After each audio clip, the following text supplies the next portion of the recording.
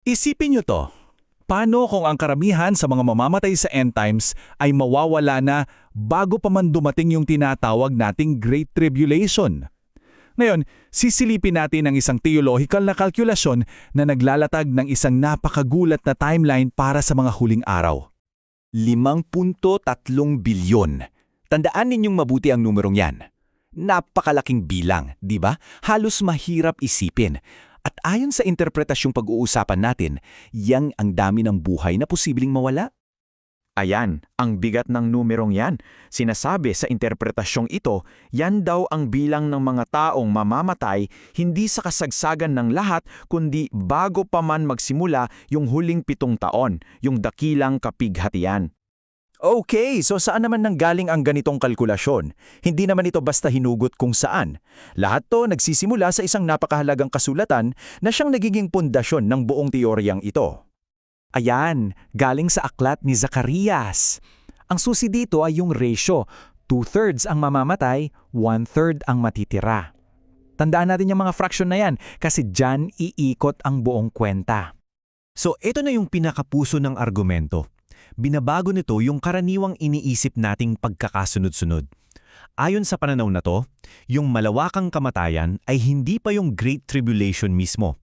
Parang isang napakalaking prelude pa lang na naghahanda ng daan para dito. Kung ganun, paano daw mangyayari yung pagbabawas na to? Dito na natin titingnan yung mga paghatol na nakasulat sa aklat ng pahayag na nahahati sa 3 malalaking yugto. Ang una sa lahat, yung pagbubukas ng ika-4 na selyo, napakalinaw na sinasabi, di ba? Ang kamatayan ay bibigyan ng kapangyarihan sa ika-4 na bahagi o 1/4 ng buong mundo. At hindi lang iisang uri ng trahedya ang sanhin nito. Tulad ng nakikita nyo, kombinasyon ito ng giyera, tagutom, mga sakit, at kahit papag-atake ng mamabangis na hayop. Basically, isang malawakang krisis sa buong mundo.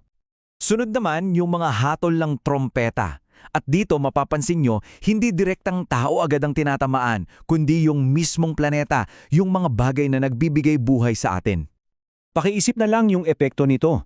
1/3 ng lupa, ng dagat, ng mga ilog, kahit yung liwanag mula sa araw at buwan. Lahat apektado.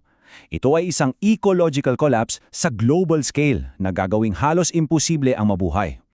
At pagkatapos ng lahat ng yan, may paparating pang ikatlo at huling malaking kaganapan sa seryeng ito, yung ika-6 na trampeta.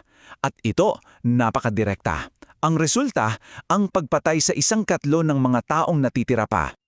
Ang nakakakilakatakot na epekto ng ika-6 na trampeta ay dala ng isang hukbo na may bilang na 200 milyon.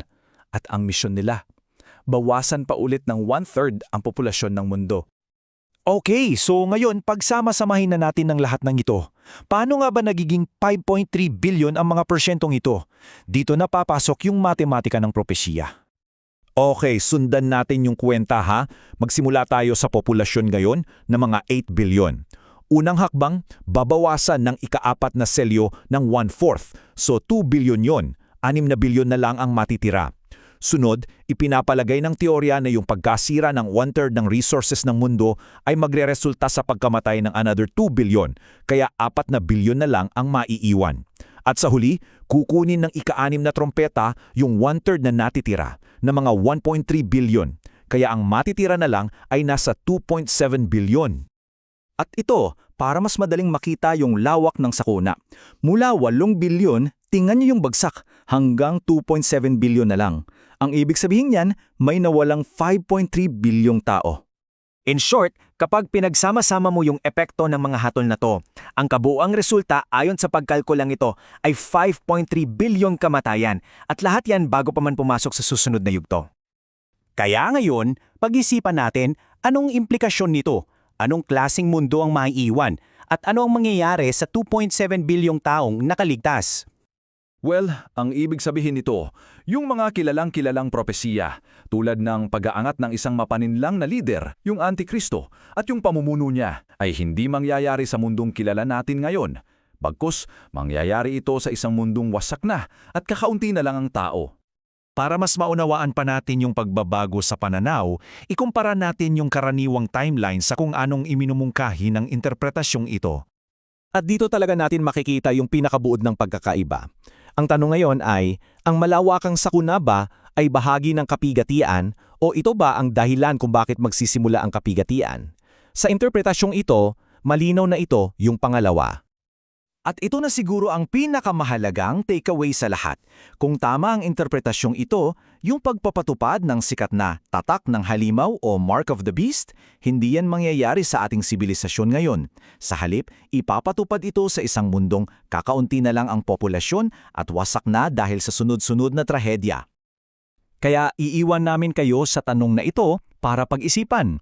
Kung may posibilidad na ganito ang pagkakasunod-sunod ng mga pangyayari, paano nito ginabago ang pagtingin sa mga krisis na nangyayari sa mundo ngayon? Ito ay isang pananaw na tiyak na nagbibigay ng bagong perspektibo.